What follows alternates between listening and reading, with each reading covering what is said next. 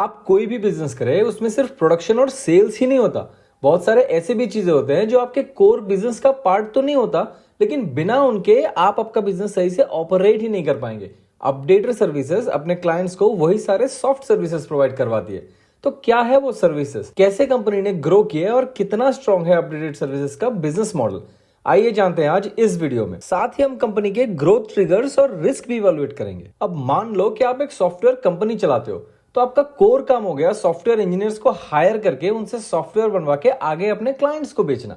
लेकिन ये करवाने के लिए आपको फिर एक ऑफिस चाहिए होगा, और एम्प्लॉइज ऑफिस में आएंगे तो ऑफिस गंदा भी होगा, so you need to clean it. Employees को खाना भी चाहिए होगा, साफ वॉशरूम भी चाहिए होगा, और आपको भी तो एम्प्लॉइज हायर करने से पहले उनका बैकग्राउंड वेरिफिकेशन करवाना होगा। तो यही सारे जो नॉन कोर काम हो गया कि cleaning, washroom management, pest control, catering services and और भी इस टाइप के सर्विसेज है जिनको सॉफ्ट सर्विसेज बोला जाता है। अपडेटेड सर्विसेज ने जब 1990 में अपना बिजनेस स्टार्ट किया था तो इन्हीं सब सर्विसेज के साथ अपना काम स्टार्ट किया था। आगे चल के काफी अलग अलग वर्टिकल्स में अपना बिजनेस स्प्रेड भी किया है अपडेटर ने। लास्ट 3 साल से 26% के केगर से कंपनी ने रेवेन्यू ग्रोथ किया है, जिसके पीछे इंडस्ट्री टेलविंड का भी बहुत बड़ा सपोर्ट है। आपने नोटिस किया होगा आजकल बिजनेसेस एसेट लाइट मॉडल पे चलना चाहते हैं, जितना हो सके अपना नॉन कोर ऑपरेशंस एजेंसीज को आउटसोर्स कर देना चाहते हैं। आपको होटल चलाना है, रिसेप्शनिस्ट आउटसोर्स कर दो, मॉल चलाना है, वॉशरूम सर्विसेज आउटसोर्स कर दो, सॉफ्टवेयर कंपनी चलानी है तो वीवर्क में चले जाओ, यहां तक कि ऑनलाइन बिजनेस करना है तो आपके कस्टमर केयर के लिए बीपीओ एजेंसीज हायर कर लो। मैंने तो रिसेंटली दुर्गा पूजा के पैंडल्स में ये भी देखा है कि जो पैंडल मैनेजमेंट के लोग होते हैं उनको भी हायर किया जाता है, जो कि पहले क्लब मेंबर्स खुद मैनेज करते थे। So this has been a real trend and updated services has indeed been a beneficiary of this trend. और इसी इंडस्ट्री ट्रेंड पे सवार होकर कंपनी आगे भी हाई ग्रोथ दिखाने के बारे में गाइडेंस दे रही है, जिसपे हम आगे बात करेंगे।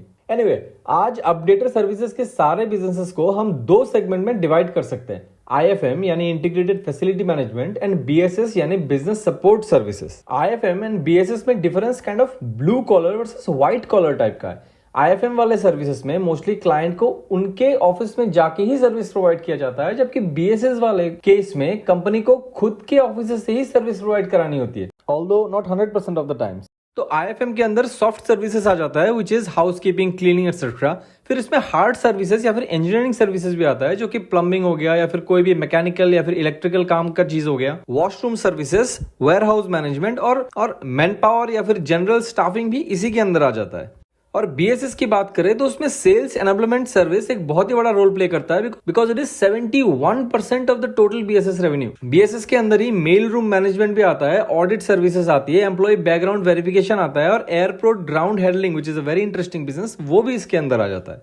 बाकी IFM बाय नेचर एक lower margin kind of business है, 3 से 4% मार्जिन करती है, जबकि BSS जो है वो सुपीरियर बिजनेस मॉडल है, which has 8 to 9% of operating profit margin. Company जब स्टार्ट हुई थी यानी कि 1990 में 100% of the revenue IFM segment से आता था, बट जैसे जैसे टाइम गुजरा कंपनी का फोकस BSS सेगमेंट में ज्यादा हो गया, क्योंकि वहीं पे मार्जिन ज्यादा है। और FY24 के रेवेन्यू की बात करें तो उसमें 66% IFM सेगमेंट से आया है, जबकि 34% BSS से। और कंपनी का आगे चल के गाइडेंस भी है कि अगले 2 साल में 40-42% तक BSS सेगमेंट से आएगा। अब अगर एक बिजनेस में 2 सेगमेंट से और एक सेगमेंट में कम मार्जिन और दूसरे में ज्यादा मार्जिन बनता है, और आगे चल के अगर ज्यादा मार्जिन वाले बिजनेस का रेवेन्यू शेयर ज्यादा होता है, तो फिर क्या होगा? तो ऑब्वियसली जितना तेजी से रेवेन्यू ग्रोथ करेगा उससे भी ज्यादा तेजी से बॉटम लाइन यानी कि प्रॉफिट ग्रो करेगा।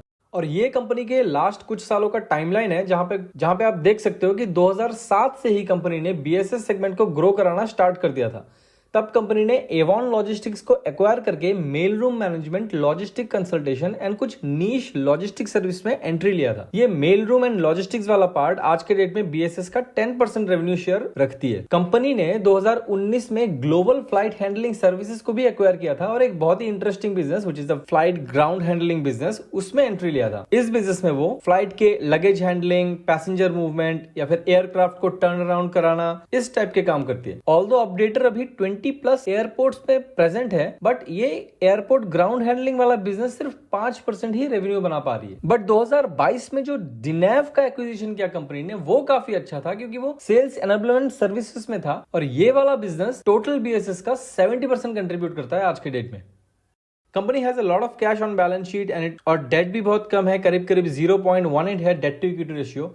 कंपनी के रिटर्न रेशियोज ROE ROC काफी सुपीरियर है. With huge number of diversified clients, pan India operations, the business looks much more stable. Even though it seems like easy to do business, but I think the moat is मगजमारी handling. सोचो ना यार, इतने सारे बंदों को handle करो, फिर अलग अलग लोकेशंस, अलग अलग customers across businesses. It's a very tough business to do, tough business to execute and maintain your return ratio. That's why it requires execution excellence, and in my anti-fragility score I will give it 3 out of 5. अब आते हैं growth triggers पे. पहला trigger है industry Tailwind. जैसे कि मैंने बताया था कि इंडस्ट्री में ही ये ट्रेंड चल रहा है कि businesses wants to stay asset light and outsource their soft operations to agencies. So that's why the industry itself will help updated services to grow its revenue. Then BSS is a superior margin business than IFM. और company ने जैसा बोला कि इसका focus है आगे चल के BSS सेगमेंट को ज्यादा ग्रो कराना. So that means रेवेन्यू से ज्यादा प्रॉफिट फास्टर ग्रो करेगी.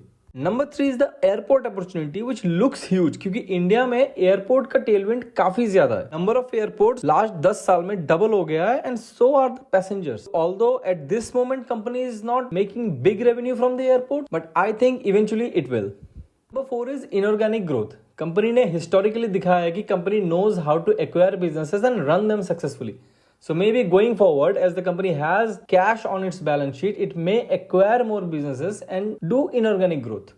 And fifth is cross sell opportunity. Company के पास ऑलरेडी इतने सारे कस्टमर्स हैं, and those customers have different businesses in different locations. So obviously company will be able to sell its services from building 1 to building 2 of a particular customer. So like that, it can grow easily, I guess. Now coming to the risk pointers, the biggest risk that we all know is AI. Company does a lot of manual work, especially BPO work. Even the sales enablement services itself is kind of a BPO business. So all these can be disrupted potentially by the AI. Second big risk is it's a fragmented industry. Even though Updater is probably the second or the third largest IFM service provider in India, but it only has 2.8% of market share. Why? Because the industry is really fragmented.